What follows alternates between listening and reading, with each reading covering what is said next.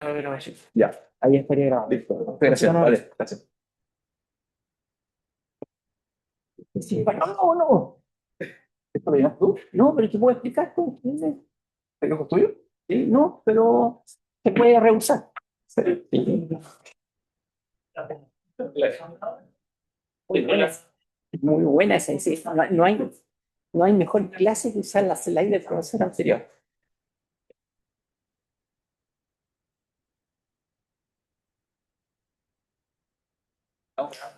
Estamos grabando. Ya.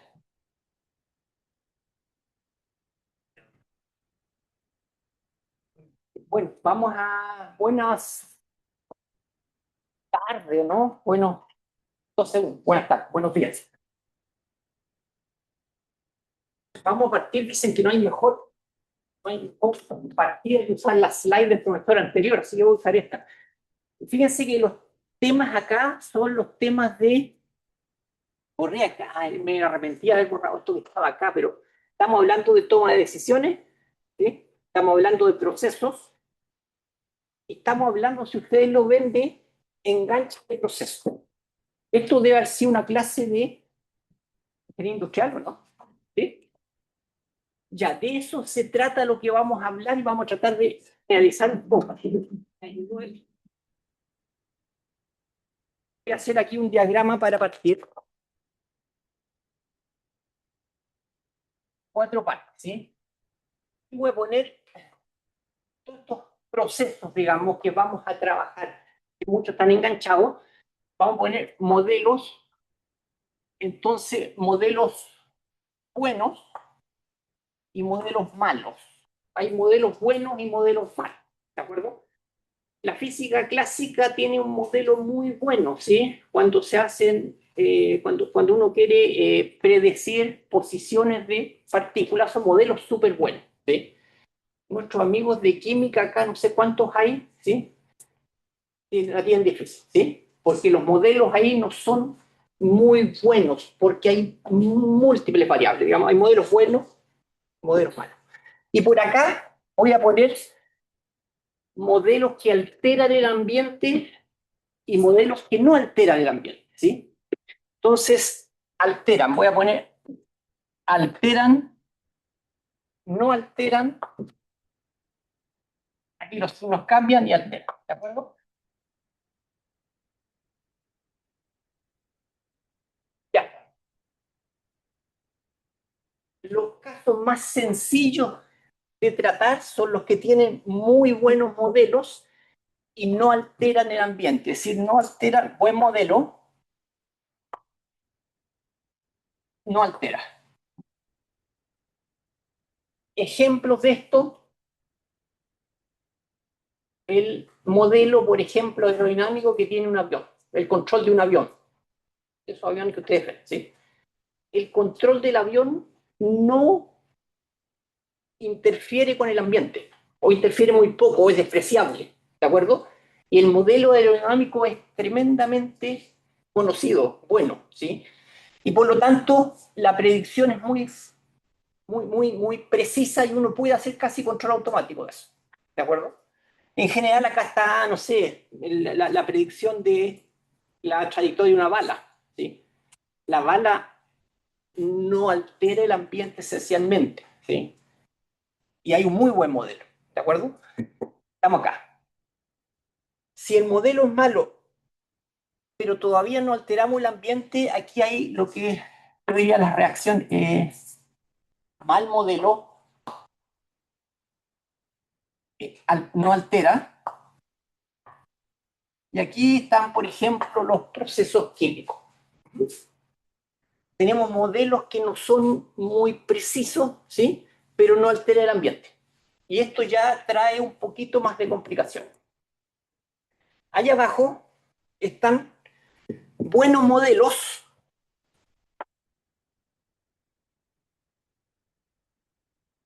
buenos modelos y que alteran el ambiente y esto complica un poco, ¿sí?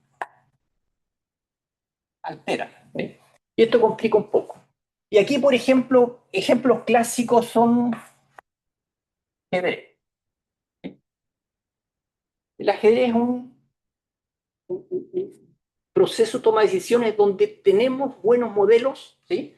Pero la complicación es que el modelo, es decir, las acciones que vamos haciendo van alterando el ambiente en que nosotros tomamos las decisiones.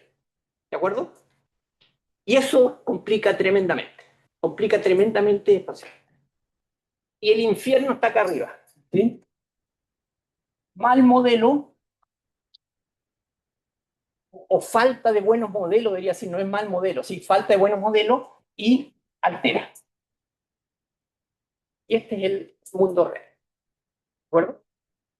Es decir, son procesos sobre los cuales no tenemos buenos modelos y que además tienen la desgracia de alterar el ambiente. Acá, una de las soluciones propuestas es lo que vamos a ver hoy día, reinforcement. ¿Y cuál es la esencia de del ataque acá? ¿Sí? Son dos paradigmas que nosotros nos enfrentamos todos los días, nosotros vivimos acá, ¿sí? Soñamos que estamos aquí o acá, pero vivimos acá. Y vivimos y cómo funcionamos con dos herramientas cruciales. Ensayo-error, ¿de acuerdo? Y garrote-zanahoria.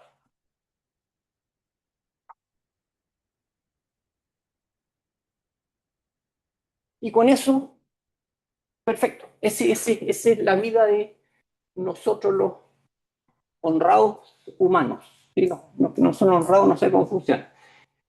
Fíjense que entonces esto determina de alguna manera varias cosas, ¿sí? Fíjense que si hablamos de ensayo, vamos a tener que ver cómo hacemos los ensayos, cómo buscamos espacios distintos, ¿sí? En la lectura ustedes probablemente vieron y esto se expresa como exploración, ¿de acuerdo? Uno explora, ¿sí?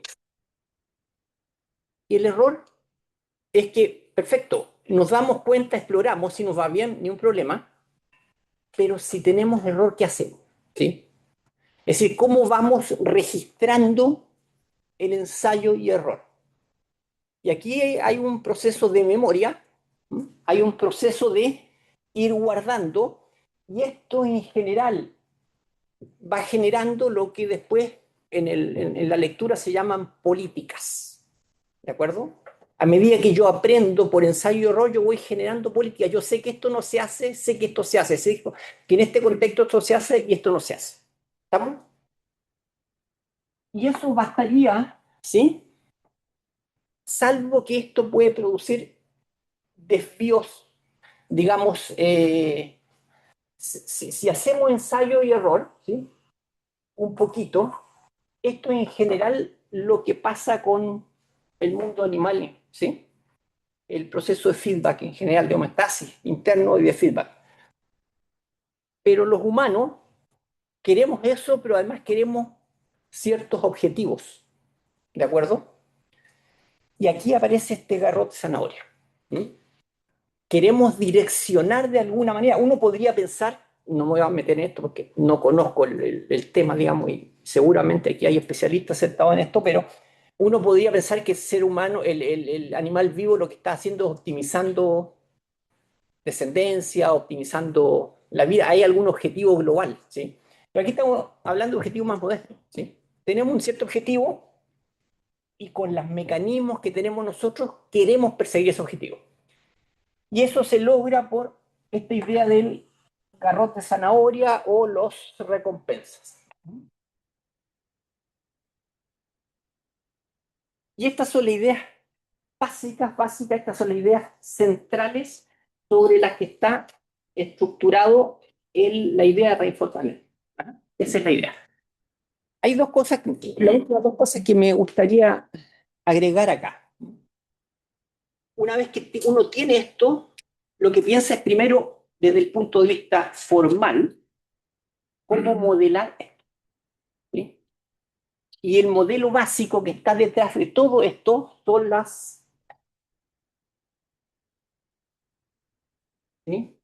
Son los procesos de decisión de Markov, o procesos de recompensa markoviana.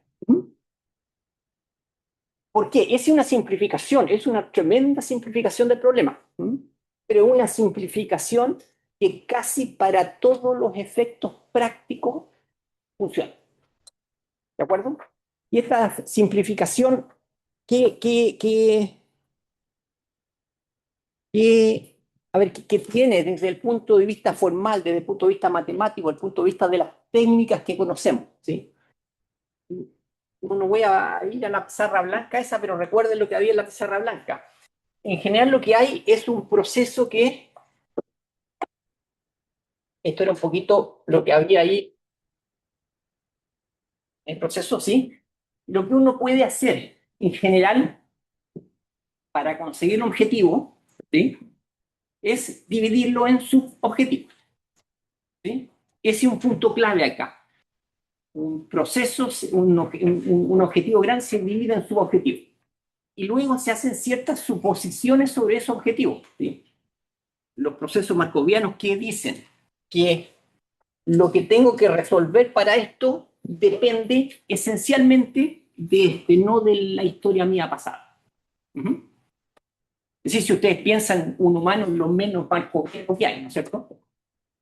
Yo la decisión que tomo acá la tomo en términos de otras cosas, pero probablemente si le creo al psicoanálisis, no sé, lo que me pasó el año 2 incide en cómo voy a actuar. No es markoviano eso. Markoviano significa que la decisión que tomo para esto depende inmediatamente del anterior. Y eso ayuda mucho. Eso de alguna manera separa analíticamente el análisis de procesos, ¿sí? Desde el punto de vista matemático, lo que pasa acá es que uno aprovecha las estructuras de esto y aprovecha metodologías que hay después para analizar esto, ¿sí? Es decir, para la gente que conoce programación dinámica, ¿sí? Técnica esta que del famoso matemático Feynman, ¿sí? Lo que hace es dividir un problema en problemas subóptimos. Es decir, una de las suposiciones de programación dinámica es que la optimalidad del proceso depende de la optimalidad de cada uno de los. Se puede estructurar. Si yo conozco la optimalidad de cada uno de los procesos, podría estructurar la optimalidad del proceso completo. Esa es una suposición, ¿sí? Que está detrás de eso. Es decir, se puede descomponer. El ejemplo más claro de esto es no sé, el ejemplo por antonomasia de esto, y aquí termino, Felipe, aquí termino. No sé si lo va a ver tú, va a ver eso, ¿sí? Sí, vamos a ver. Ya, entonces no hablo de eso. Nada más, listo. Y la última cosa entonces son las definiciones. Quiero terminar con las definiciones el reinforcement learning se puede definir como una toma de decisiones bajo modelos inciertos, suponiendo que tus acciones alteran el ambiente. Estamos acá. Sutton lo define de una manera mucho, el clásico de reinforcement learning que está en la lectura lo define de una manera mucho más simple. Dice, es el problema de aprender a controlar un sistema dinámico. Ahí lo voy a dejar, ¿sí? Entonces tenemos un sistema dinámico, hay que modelarlo, un objeto conocido desde el punto de vista matemático, ¿sí? Y el tema es cómo controlarlo. Yo diría un sistema dinámico que altera el ambiente en que funciona. Y eso nos instala acá y tiene todas las complejidades que Felipe va a tener que explicar. ¿En cuánto? 45 minutos. Sí, por supuesto. Gracias, Claudio. Sí.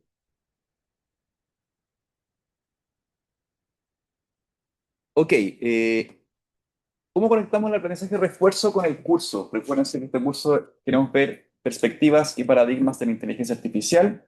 Y en las primeras dos clases les mostramos una mirada de interpretar un sistema inteligente con esta idea del agente inteligente. Un agente que vive en un entorno, percibe ese entorno, lo representa y toma acciones que le permiten ganar ciertas recompensas, utilidad, y aprende de esas pruebas y esos errores para ir modificando su comportamiento. Ese fue el framework que les motivamos al principio. Y después nos movimos a aprendizaje profundo y aprendizaje de representaciones. Y si uno las analiza dentro del marco de la gente inteligente, están súper enfocadas en la parte de cómo yo percibo y represento esa percepción. Percibo una imagen visual y la represento y aprendo. Pero no están completamente diseñadas como disciplinas o paradigmas para abordar la idea de un agente inteligente que aprende, que toma decisiones de largo plazo y que actúa. Y Reinforcement Learning es un paradigma de aprendizaje, porque tiene imbuida la idea de aprendizaje, mucho más conectada con la idea de un agente inteligente. Entonces, si uno quisiera hacer como un hilo conductual, esta clase podría ser una continuación de la segunda clase, pero con nociones mucho más elaboradas de lo que es aprender y representar. Y eso es como la forma de dar un hilo conductual, que no es trivial. Es fácil pensar que hay muchas formas de hacer IA que no conversan tan bien entre sí, pero eso es por lo menos la forma de conectarla que estamos tratando de hacer nosotros aquí. ¿Ya? Entonces, con toda la introducción que les hace Claudio, les quiero un poquito explicar la lectura y introducir más formalmente conceptos de aprendizaje por refuerzo o reinforcement learning. Entonces, conceptualmente la idea es tener un agente que vive en un entorno y puede tomar acciones, y esas acciones pueden tener recompensas que pueden ser positivas o negativas, y en base a la interacción con ese entorno, esta agente empieza a aprender para ir maximizando sus recompensas. ¿A qué se diferencia con el aprendizaje supervisado? Cuando hablamos de las redes neuronales que aprendían y hablamos de esta función input-output, datos etiquetados que me dicen la respuesta correcta, con eso yo minimizaba un error, ¿se acuerdan? Está súper conectado con la idea que yo siempre tengo, puedo contrastar mi acción con una posible respuesta correcta. Pero en un ambiente dinámico, eso no es trivial de hacer. Si yo estoy jugando ajedrez, no tengo claridad que una movida es un poco mejor que otra, solamente sé que hacer un jaque mate es lo correcto. Ya, si estoy navegando en un automóvil o lo que sea, no tengo claro que este movimiento es un poco mejor que este otro, solo sé que es bueno no chocar y llegar a destino. Entonces, en un contexto en que mis acciones, que la respuesta, la reacción o la recompensa a mi acción no es automática, hace mucho más sentido modelar la IA con recompensas más distantes. Y esa noción de tiempo está muy metida en la idea de reinforcement learning. ¿Ya? Entonces, no necesariamente hay una respuesta correcta inicial. Vamos a tener que poderle definir recompensas a todos los estados posibles, pero podemos darle una recompensa importante al estado mayor, como jaque mate, y puras recompensas de -1 a cualquier movimiento intermedio. Y eso permite que la máquina aprenda. Algo que es muy difícil de hacer con el paradigma de aprendizaje supervisado de entrenar una red neuronal que minimiza error. ¿Ya? Se aplican un montón de cosas, robótica, hay agentes de la bolsa, enrutamiento de redes celulares, control de fábrica. Hoy en día están usándose un montón en conjunto con modelos de lenguaje y redes neuronales. ¿Ya? Muchas técnicas que aseguran que, que los modelos de lenguaje conversacionalmente sean útiles, usan técnicas de aprendizaje por refuerzo. Eh, en muchos problemas donde no es claro cómo verificar o darle recompensa a todas las acciones, pero si tengo un reward, piensen por ejemplo en un programa que aprende, un agente que aprende a desarrollar software, un reward podría ser que el software compila o no compila. No necesariamente si una línea de código es mejor que otra. Entonces, en cualquier problema que es más fácil tener un reward lejano, este paradigma es súper bueno para entrenar máquinas. Ya, entonces conceptualmente esta es la idea. Tengo mi agente, que toma, vamos a pensar, lo vamos a simplificar, vivo en un mundo discreto, conectado. Entonces mi agente, voy a seguir la lógica de Claudio y voy a mantener su cuadrado. La tablita la vamos a mantener.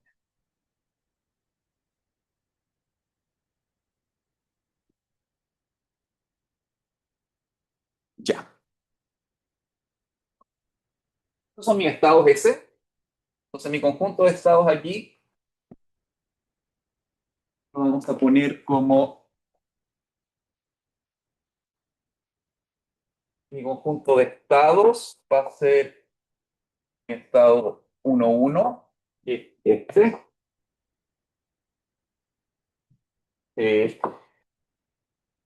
1,2, que es este.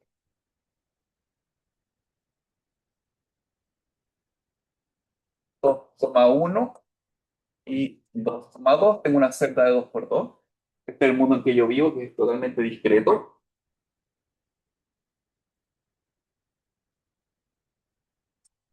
No se ve nada.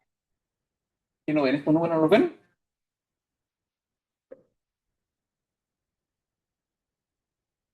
¿Por qué no se ve? Claro, reflejo de resumen. Ya. ¿Qué hago? Me cambio a este. Yo creo que quieres cambiarse al láser. Podría romper la tiza, eso le da más color. Eso. Aquí mi agente de Reinforcement Learning está viendo penalización ahí. Ya. Ya, pero conceptualmente quiero que si no leen acá, estos son mis estados S, y ahí tengo un conjunto finito de estados, y también tengo acciones que yo podría tomar en cualquier estado, que serían moverme a la derecha, moverme a la izquierda, subir, ¿ok? Y yo podría, en el tiempo lo que yo estoy haciendo es tengo una secuencia que tengo un estado S sub 0, o S sub 1, partamos, tomo mi acción 1, esto me lleva a mi estado S sub 2, y así sucesivamente. ¿Ya? Y tengo una función R que me mapea desde los estados a un escalar, que me mide cuánta recompensa me da cada estado que yo puedo estar. Supongamos, por ejemplo, que en este estado de acá tengo una calavera, me muero, veneno. Acá tengo una recompensa, qué sé yo, de -10. Y acá tengo un queso grande que se come el ratón. Y acá tengo una recompensa de, qué sé yo, +1. Y los otros estados que no pasa nada es -1. Entonces, si yo, por ejemplo, mi monito parte aquí, podría automáticamente decir, bueno, ¿qué acciones puedo tomar estando acá? Podría moverme a la derecha, podría subir, a la izquierda no podría, abajo no podría. Pareciera ser que esto me da una recompensa mayor que esta recompensa. Y con el tiempo podría empezar a aprender una política que aprende, quizá al principio no sabe bien qué pasa, sale a la derecha, se muere, y aprendió que eso lo hacía mal, es el garrote, ¿no? En algún momento aquí se mueve a la derecha, se come el queso y le llega un reward y eso funciona mejor. ¿Ya? Conceptualmente esto se modela con esto, lo que explicó Claudio, un proceso de decisión markoviano que tiene esta tupla de acá. Tengo mis estados, que son mi conjunto posible de estados. Tengo mis acciones que yo puedo tomar. Acá estamos en un mundo discreto, finito, podría ser continuo también, pero eso lo complejiza un poco. Estos son mi conjunto de acciones que yo puedo tomar. Tengo una distribución de probabilidad que es súper interesante entre estados y acciones. ¿Qué es lo que trata de modelar esto? Que el mundo no es exactamente determinístico. O sea, si la gente decide subir, no necesariamente va a subir. Puede que con probabilidad 0,9 suba, pero algo le pase. Puede que el auto esté doblando y tenía un problema que no estaba en su estado, que se pincha la rueda y no exactamente dobla. Y para ese sentido tiene noción de tener algo probabilístico. Por ejemplo, uno podría decir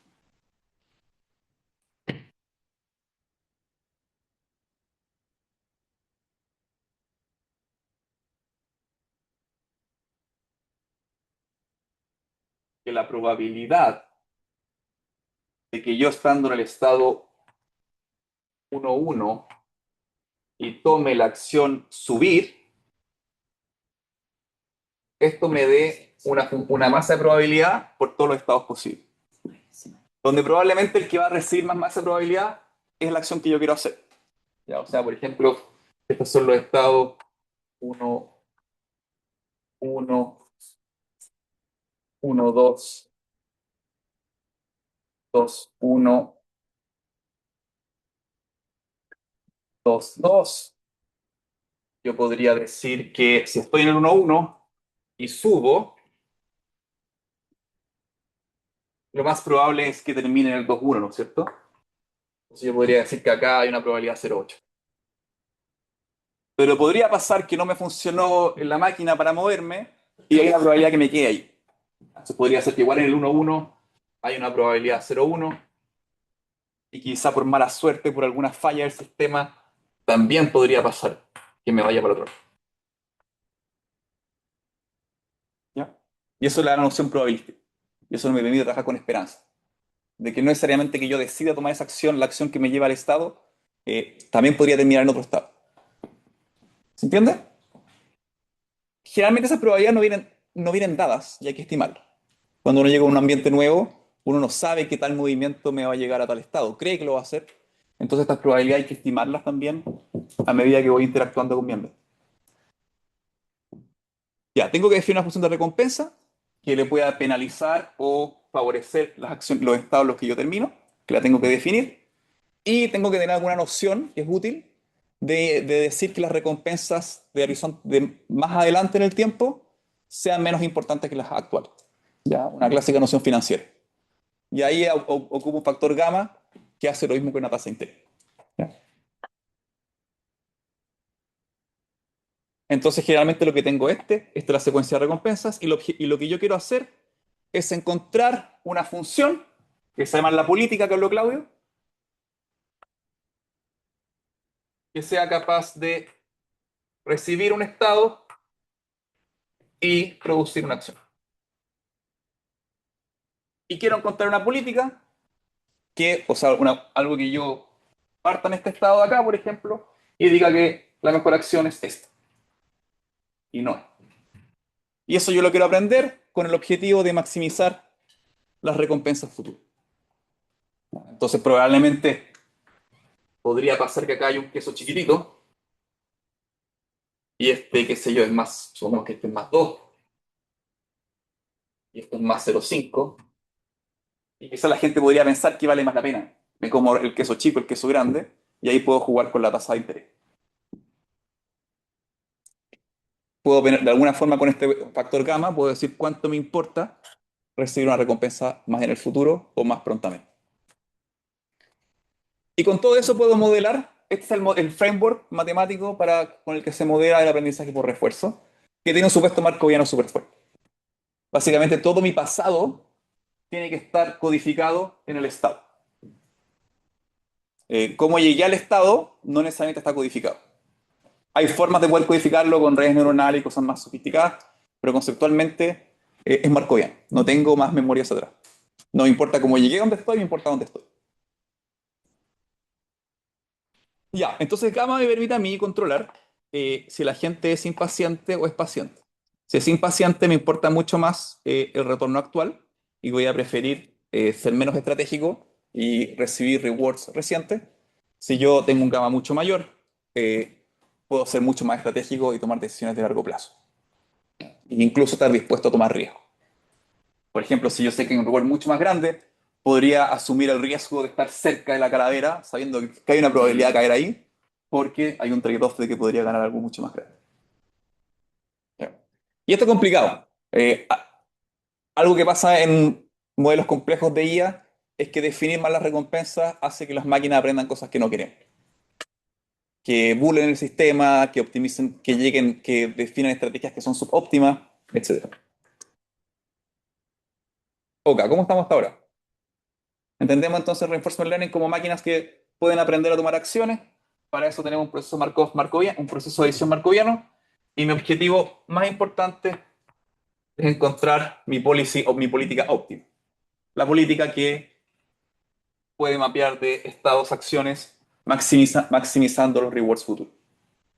¿Sí? Ya, eso es la función pi. Y la función valor, que es súper útil también, es una función que, dado un estado y una política, yo le puedo calcular el valor, el retorno esperado a ese estado.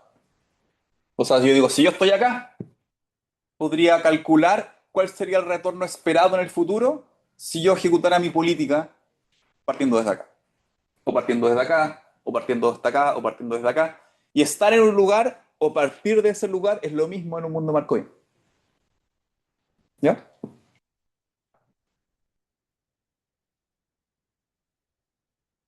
¿Qué es interesante de esto? Si tengo una función valor, una función que es capaz de pedirle, sacarle un score a un estado, puedo aprender al final mi política simplemente maximizando el reward. Puedo ser el valor. O sea, en vez de aprender directamente la política, una función que directamente mapee de estados a acciones, puedo encontrar una función que le encuentre, le calcule los valores a todos los estados posibles y siempre me mueva al estado de mayor valor. Y es una política greedy, ¿ya? Que en la práctica es lo que más se hace. ¿Ya? Entonces puedo tener un método basado en la policy, que trato de encontrar un modelo que mapee de estados a acciones, o puedo tener una función que mapee todos los estados a un valor, para que tenga el valor de este estado, el valor de este estado, el valor de este estado, el valor de este estado. Que entiendan, el valor no es lo mismo que la recompensa. ¿Cachan? ¿Ven la diferencia entre la recompensa de un estado y el valor del estado? O sea, el valor es como es lo que percibe la gente, por encima de la gente, en cambio la recompensa viene de fuera de la gente. Claro, el valor es dependiente de la póliza, Claro. porque el valor es es la forma en que yo estimo todos los rewards futuros que yo tendría si con esta misma policy siguiera actuando a partir de ese estado.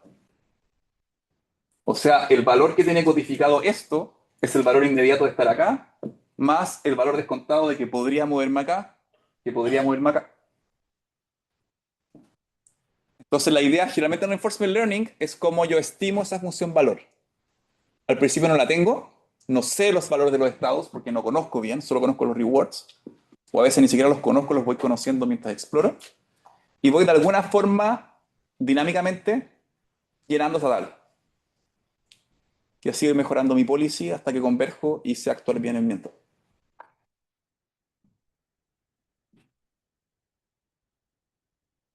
Ya, entonces, esa es la definición de la función valor. Ya, es el retorno esperado asumiendo que yo partí en este estado S. Y estoy actuando con mi policy P. ¿Ya? Y tengo que llenar. La idea es que a cada celda yo le pueda tener una función valor, que es distinto a la recompensa. ¿Cachan? O sea, podría pasar que acá tengo una recompensa muy alta, pero estoy al lado de lugares con muy poca recompensa, y el valor de este estado sea mucho más bajo que otro que es mucho menos riesgoso y que tiene recompensa menor. Yo creo que lo más importante es que podamos entender que cuando estamos estimando valores, estamos estimando todas las posibles recompensas que yo podría tener a futuro si parto en ese estado. ¿Sí? Yo creo que ese es el concepto más importante.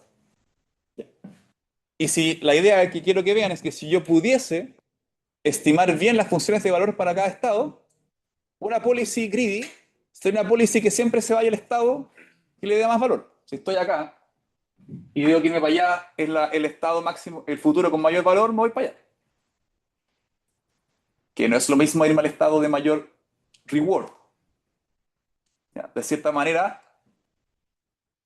como estoy calculando mis recompensas hacia el futuro, estoy de cierta manera tomando decisiones estratégicas, no necesariamente como operacionales, porque estoy considerando todas las cosas que podrían pasar hacia el futuro.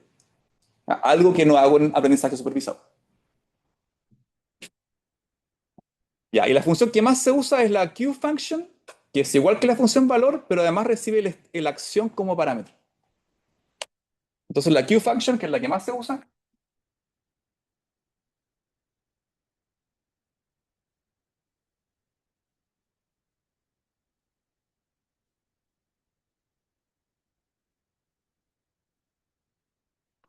mi función Q es una función tal que recibe un estado, recibe una A, está condicionada a la policy que yo tengo y calcula el valor esperado de mis retornos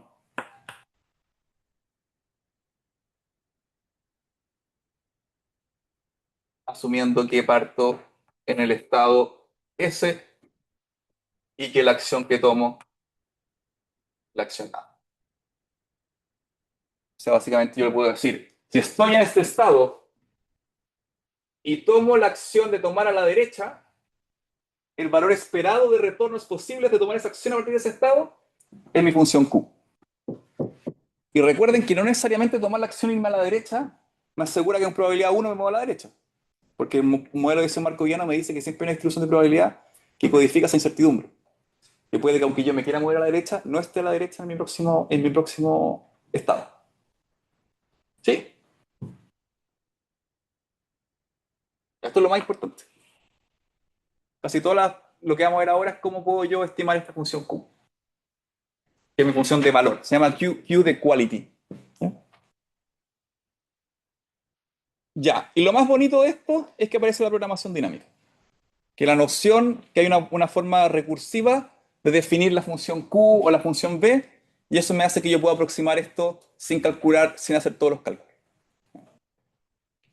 Si uno lee esto solamente no de reinforcement learning y directamente con teoría de procesos de decisión de Markov, si está todo definido, las funciones de transición de probabilidad, los rewards, uno puede hacer un sistema de ecuaciones de todos los valores posibles con sus dependencias futuras, resolver el sistema de ecuaciones y estimar la tabla. Pero en un mundo en que uno no conoce todo y tiene que interactuar con el ambiente, estimar esta función Q hay que estimarla en base a la interacción. Y ahí esta noción recursiva es súper valiosa. Y es súper simple, pues, si el valor del estado actual es mi recompensa actual más las recompensas futuras, básicamente puedo decir que mi valor actual es mi recompensa directa más el valor del estado siguiente, ponderado por mi tasa de descuento. Y eso me da que es la ecuación de Bellman, que me da una noción recursiva de los valores que yo podría tener hacia el futuro. ¿Y qué gracia tiene esto? Esto lo hace computable. ¿Ya? Lo hace súper fácil de aproximar. ¿Qué? La complejidad de esto, o sea, esto es un problema que se puede resolver. Si estuviera todo determinado, se puede resolver linealmente. Ya. Y esta sería la misma notación, pero sin la esperanza acá y viendo la suma sobre todas las transiciones posibles. ¿Ya? Esa sería la traducción más directa de lo que sería la ecuación de Bell, considerando que también hay probabilidades de transición.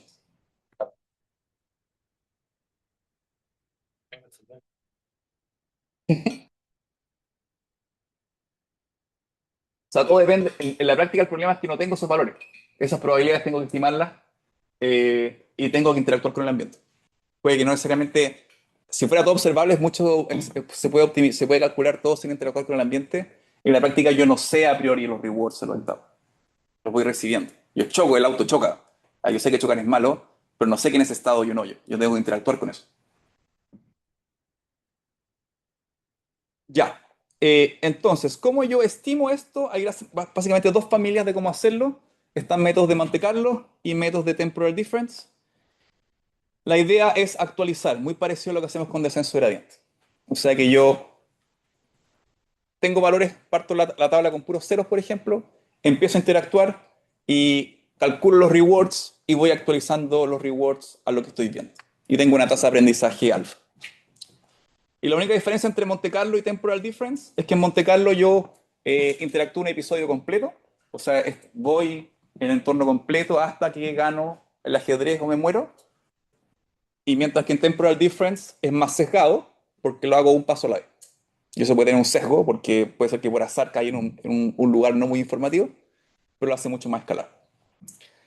Entonces, en Temporal Difference, yo básicamente tengo mi estado, tengo una tasa de aprendizaje alfa, interactúo, tengo un reward que obtuve y actualizo. Y eso es exactamente lo que hace Q-Learning, que es el algoritmo más famoso de Reinforcement Learning, que eso lo quiero mostrar ahora en breve, para que conozcan un algoritmo de Reinforcement Learning. Porque esto no está definido, no está definido cómo se calcula B.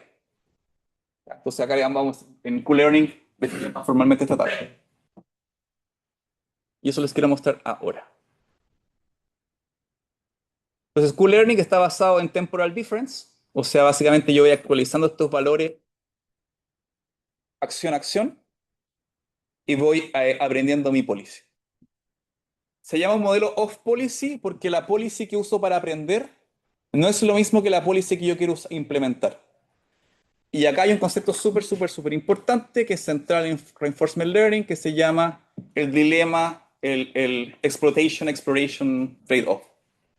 Que siempre un agente que tiene que aprender de un entorno dinámico, siempre hay un dilema entre explorar y explotar. Si yo exploro mi ambiente, me pasa algo bueno, puede que me guste eso bueno y nunca explore nada más, ¿no? Vamos a un restaurante, me dio el primer plato, me encantó, todo el resto de mi día como la misma comida y me perdí un montón de cosas que me podrían haber gustado mucho más.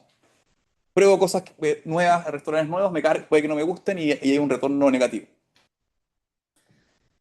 ¿Cómo se hace esto? ¿Cómo yo entonces tengo que a la gente pedirle que explore, pero también que explote lo que vaya aprendiendo? Entonces lo más clásico es que mientras estamos aprendiendo, tengo una poli que se llama epsilon greedy.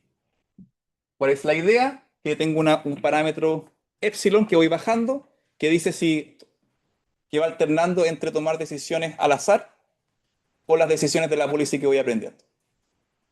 La idea al principio tomo puras decisiones al azar para incentivarme a explorar, pero con el tiempo a veces tomo decisiones al azar, a veces tomo las decisiones que voy aprendiendo. Y después de varias iteraciones ya empiezo a ejecutar mi policy que aprendí. Pero es un dilema súper fuerte. O sea, cualquier persona que vea de Reinforcement Learning o estudie Reinforcement Learning va a saber que el gran problema de Reinforcement Learning es esta contradicción o dilema entre explorar y explotar. Ya, entonces, ¿qué es lo que yo hago en Q-Learning? Básicamente tengo una gran tabla que tengo que llenar con mis estados y mis acciones.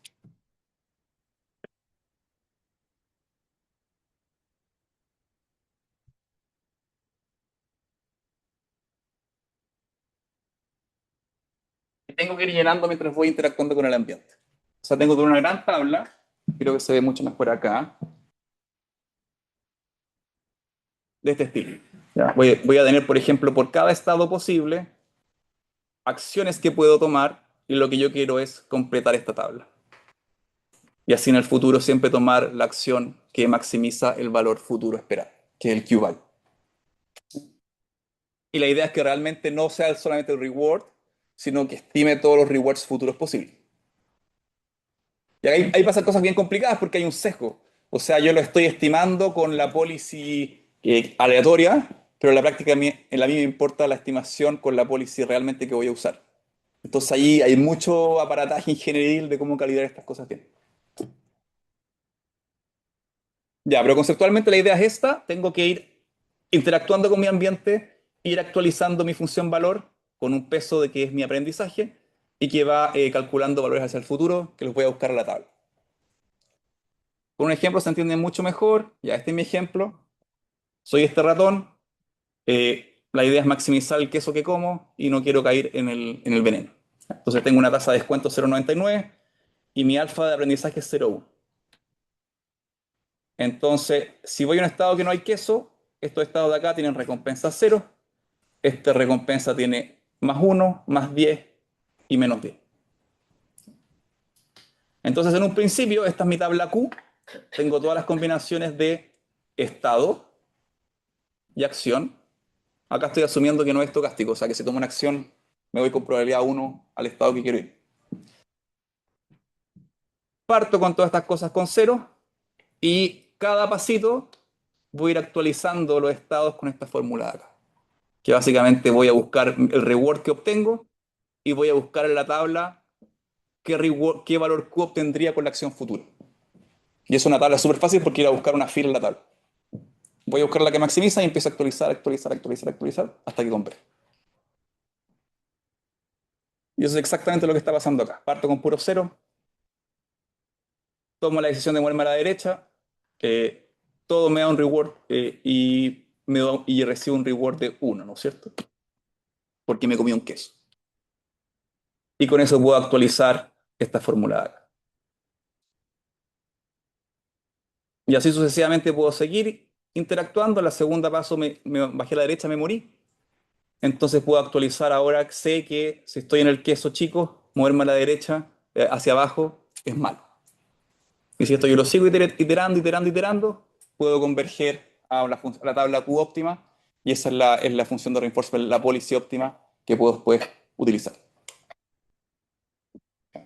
Si se ven, esto es mucho más parecido a investigación de operaciones, temas de ingeniería industrial, control automático, que las cosas que hemos visto antes. Donde se pone interesante y se conecta con lo que está actualmente, ¿Qué pasa si tengo un problema complejo? Donde tengo muchos estados, muchas acciones, el espacio de acciones es continuo. Ahí la tabla se vuelve Q, se vuelve intratable. Entonces uno perfectamente podría decir, representemos esa tabla. Esa tabla tiene una noción espacial, hay estados, y podría quizás usar una buena red neuronal que puede mapear eso a un estado aprendible. Y ahí se conecta súper bien con lo que hemos hablado hasta ahora. Yo podría representar la tabla de estado y transición. Y eso hace Deep Reinforcement Learning. Pero es súper complicado porque no es end-to-end. Una máquina está aprendiendo la policy y otra máquina está aprendiendo la red neuronal. Entonces puede a veces que la red neuronal se overfitee con las cosas que he visto ahora y hay que hacer trucos para pasarle datos de las interacciones anteriores. O sea, hacerlo bien es súper difícil. Esto es lo que usan las cosas de AlphaFold, las cosas de proteína, AlphaGo, de jugar Go, toda esta mezcla de Reinforcement Learning con Representation Learning. Si aprendemos Deep Reinforcement Learning, podemos tener muy buenos trabajos. Pero es súper difícil hacerlo bien. No, son súper difíciles moverlos de un ambiente a otro. O sea, hay un montón de desafíos. Pero es un paradigma que suena interesante para hacer en IA, que conversa varias cosas que hemos visto a lo largo del curso. Pero la forma en que combina la parte de la policy con la parte de la red neural que representan, no están conversando directamente. Estáis como tratando de optimizar dos sistemas al mismo tiempo. Y eso es complejo.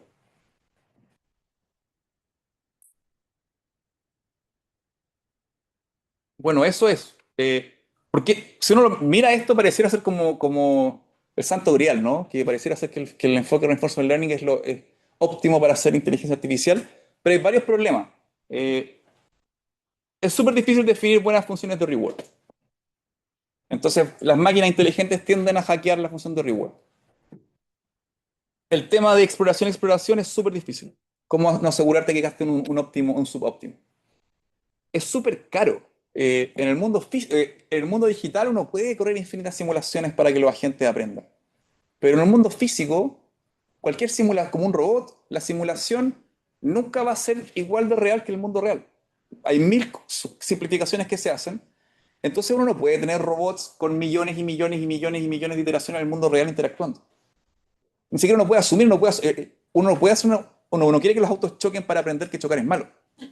Entonces, en la práctica es súper difícil el paradigma escalarlo a las operaciones industriales que uno le gustaría tener. De cualquier persona que haya hecho Reinforcement Learning en la práctica va a saber que es un dolor de cabeza muy, muy grande. O sea, que los agentes después funcionen bien en un entorno distinto. Como es difícil de hacerlo en aprendizaje supervisado, en Reinforcement Learning es otra escala de magnitud en complejidad. Pero echando para saber. Sí, pero no puedes. O sea, el problema es que hay limitaciones físicas. Claro. Tú podías entrenar en miles de GPU en una red neuronal para que aprenda un millón de imágenes, pero tú no puedes tener un millón de robots interactuando con el mundo al mismo tiempo. No escala a la cantidad de interacciones que uno debería tener. Claro. Hay limitaciones físicas para que eso se pueda. Como que acá se necesita interacción con el mundo real para recibir recompensas. Eso, está creciendo un montón, hay desafíos, hay ideas de world models, por ejemplo, que los modelos tengan un modelo de mundo, una red neural que entienda el mundo mejor y se pueda anticipar. Hay varias técnicas de reinforcement learning que aprenden la policy directamente en vez de usar la función Q y lo hacen derivable. Se está usando mucho, como les decía, para optimizar modelos de lenguaje para que conversen bien. Como anécdota les puedo decir, el gran algoritmo de ChatGPT 1 se llama Reinforcement Learning from Human Feedback. Y lo que hacía este algoritmo esencialmente era yo tenía un modelo de lenguaje, que básicamente era una gran red neuronal que predice palabras. Y ese modelo de lenguaje era muy bueno completando oraciones. Pero si uno le quería que le pidiera ayuda a resolver este problema, era muy mal. Porque eso no estaba codificado en el lenguaje directamente, como esta idea de obedecer instrucciones. Entonces lo que hace Reinforcement Learning from Human Feedback es que ponen a muchas personas a crear una función que puede ponerle un puntaje a una respuesta. Y eso lo hacen con crowdsourcing. O sea, ponga a muchos humanos a interactuar con modelos de lenguaje y decir esta respuesta es buena, esta respuesta es mala, esta respuesta es racista, no racista, o todos los criterios que uno quiera poner. Y eso me da como una función de reward. Entonces uno podría tener un algoritmo de reinforcement learning que optimiza el modelo de lenguaje para que las acciones que son predecir respuesta, tengan el reward máximo. Entonces uno le mete reinforcement learning a la optimización del modelo de lenguaje, por ejemplo. Y eso hace que converse mucho mejor. Pues desafío ingenieriles tremendo. Cómo crear la función de reward es difícil. Pasa que la función de reward tiene consecuencias negativas, como la psicofancia que hemos hablado, que el modelo de lenguaje prefiere adular al escritor más que ayudarlo a responder su respuesta, porque los humanos que etiquetan la función de recompensa caen en esos sesgos y al final tiene consecuencias inesperadas. Entonces pasan cosas inesperadas. Eso, yo creo que con eso, insisto, como todas las clases de este curso, cada clase da para un curso completo, pero la idea era que tuvieran este paradigma como otro paradigma de IA, no conversa tan directamente con las cosas que vimos de redes neuronales, entonces no es trivial como crear un relato coherente de las cosas que estamos viendo, pero sí da una mirada concreta de cómo crear agentes inteligentes que interactúan en entornos dinámicos y son capaces de aprender. Así Claudio quiere ayudar al cierre antes de la quiz. No, Ya, súper. ¿Preguntas antes de que pase la quiz? Yo tengo una Ya, como que me quedé dando vueltas con la idea del mundo cerrado versus el mundo abierto, ya. como lo de los autos que venden. No sé si eso estará resuelto, pero en el fondo, en este momento ya no necesito entender, porque ya el 99.999% de lo que sí. Claudio. El pase. El pase.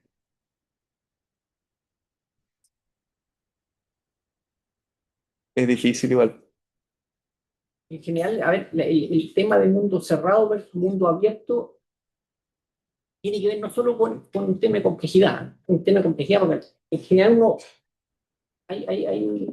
no sé, hay un prejuicio que supone que el mundo cerrado es controlable, digamos, que el mundo cerrado porque los primeros intentos de trabajar, de desarrollar ejemplos con mundo cerrado eran de juguete, digamos, en todo y cosas así, las chicas, ¿no? Pero yo creo que si uno se pone a mirar ajedrez y Go, ya tienes estados, no sé si son infinitos, pero incontrolable, digamos, ¿sí? Incontrolable en el sentido de que la combinatoria del tablero de ajedrez de las posiciones no es muy grande, ¿sí? Pero es el punto que va de la partida. Junto con eso, entonces, el tema de la complejidad del mundo cerrado es un tema, ¿sí? Pero hay otra cosa también, que es, diría yo, esto que acá lo poníamos en el cuadrante correspondiente arriba, ¿sí? Esta idea de la acción sobre el ambiente que te viene de vuelta. Y ese yo creo que, no sé, en ninguno de estos casos, por ejemplo, el ajedrez Go, no es que tú vayas a calcular el 99% de los modelos y dice, pega un 4, ¿sí? O a 4 y chao, y ganaste el partido. ¿Sí? Quien todavía no está abierto el problema en ajedrez, que parecía un problema trivial, ¿sí? De si tú partes con blanca, ganas o no. Y me sospecho que va a estar abierto y ese es exactamente el problema, ¿sí? Si tuvieras esa predicción, podrías decir que parte gana siempre, como en gato, ¿sí? O en gato.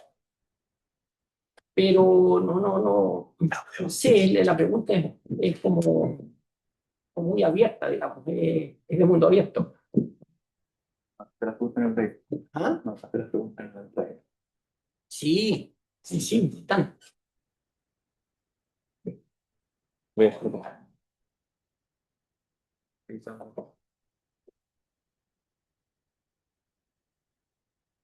No sé, más comentarios, preguntas mientras, ¿cómo se llama?